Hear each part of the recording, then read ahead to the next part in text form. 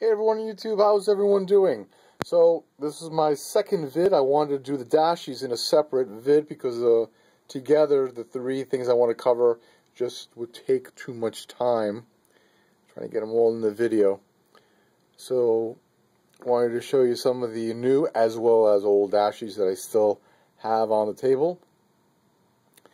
Some of these were not up for sale, some of them just didn't sell, and then some of them are new.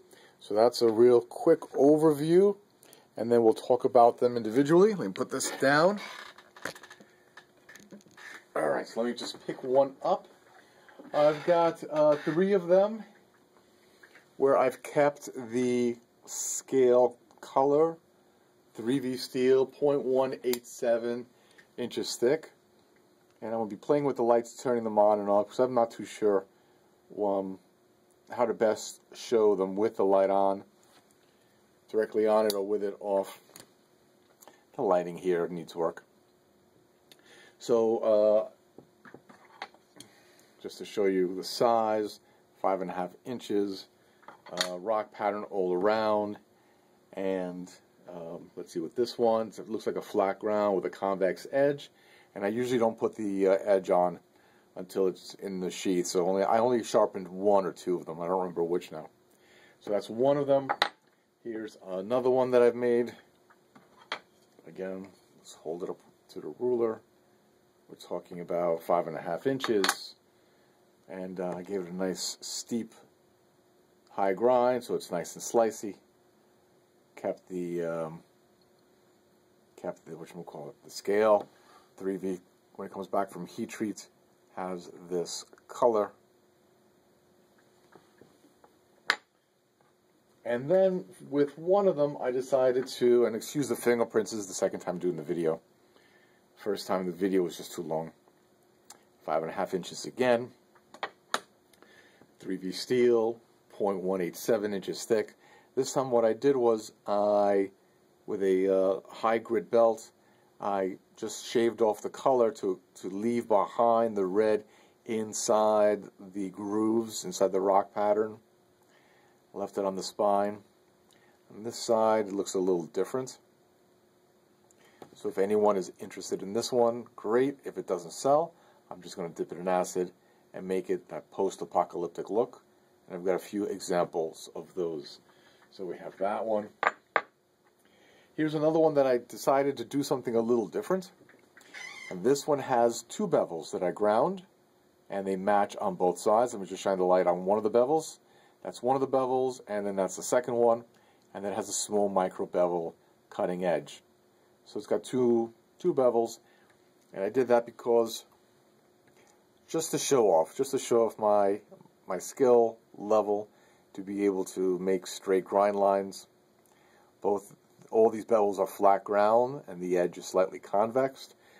I try with the Kiridashis, I try my best to get down to grind down to a zero edge, and then just convex it to get a burr and polish it up. So there's a slight, let me just show you here, a slight imperfection, a divot when I was, it's really slight. There it goes.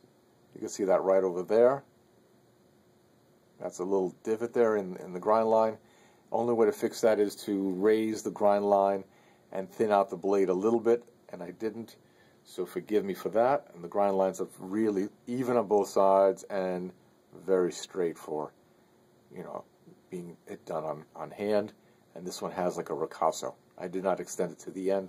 I made like a ricasso, so when you grip it, there's more meat to. Oh, it looks kind of cool this way. More meat to grab rather than, up here where it gets to be thinner. I thought maybe more comfortable this way. So I did that one a little, just to be a little different. This one is AEB-L, and I think this one might be like 0.12, 0.13 inches thick. The stock was like 0.138, so I definitely had to grind a little bit down to get that milled surface off. It's got a high polish, but I didn't bring it to a mirror polish yet, being that these will be user blades, but it definitely has a very, very nice feel to it because of the high polish. Let me see if I can find my mug. I don't want to spend too long doing this. Can't find it. Okay, well you can see as I go around the room, it definitely has a high polish. AEB-L polishes up real nice, real easy. I still leave the grind lines there just for contrast. Grind lines on the blade, on the bevel there. And this one looks like I did more of a convexing. This one looks more convexed on the edge. Size, excuse the fingerprints now. Now it's got fingerprints. Just over 5 inches. Just over 5 inches. And the cutting edge on my Kiridashis will go about 2 inches, what I've shown you. All these I'm measuring again off the table, sorry. They're all about 2 inches, an inch and 3/4 to 2 inches. They're all about the same size.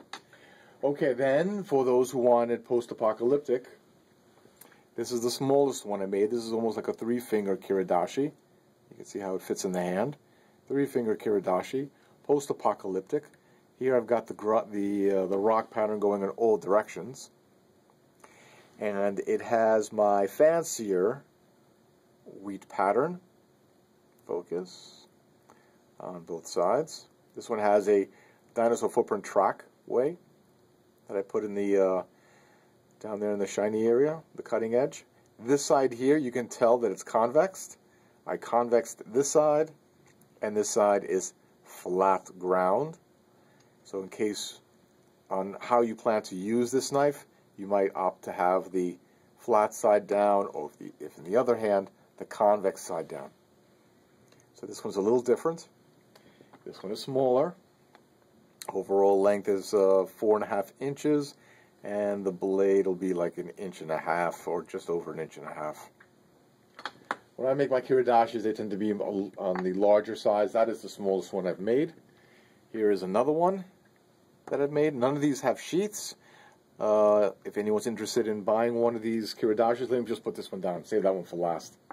If someone's interested in Kiridashis, you would just let me know what kind of sheath you want. If you want it with the web pattern, and I could show you pictures or links for the web pattern on the sheath, what color, if you want the footprint or not. There's no additional cost. It's additional work, but no additional cost because I enjoy doing it. This one is AEB-L. Let's show you the length. This one is over 6.5 inches. The blade, I guess, is like a 2-inch blade. Under 2 inches. Under 2-inch blade. It has the fancier edge there, both sides. Focus. Rock pattern all around. All the Kiridashis will have rock pattern all around. And they're all a little different. Oops. Do it without my finger in the way. This one is the longest Kiridashi that I have, because I was going to cut off the tail end, measuring at 7.5 inches. I was going to cut off the tail end just so it didn't have the tang hole. But I gave it another thought, and I thought, look, I'm going to keep it this way. Let me just show you what it looks like in hand. I'm going to keep it this way, and if someone does want me to cut it off, I'll cut it off, and I'll put it in acid, and I'll do the rock pattern, no extra charge. But I thought, keep it this way just in case someone has a need for a longer Kiridashi. Who knows? So this one has the fancier wheat pattern. I put nail polish at the edge to protect the edge during the while it's being dipped in acid. This one is just over 2 inches and has a slightly curved edge. There. Rock pattern. All right, let's go back to the one I wanted to show. Last. So your typical post-apocalyptic Kiridashi. This one has more of the pitted surface. The milled surface is pitted, so I left it. I didn't remove it, just for a different look. And you can tell that this one I also did the multiple bevels. This one I did 3 times. Got to admit that it's not perfectly even. The top one, the dark one there, that runs this way, not perfectly even. It's a little narrower there, a little wider there. You have to forgive me for that one. Sorry. It's even on this side. This one I gave it a little bit of a ricasso. But the multiple bevels, there goes 1, there goes 2. It's not out of focus, and there goes 3. So it's got three steps. A little more complicated.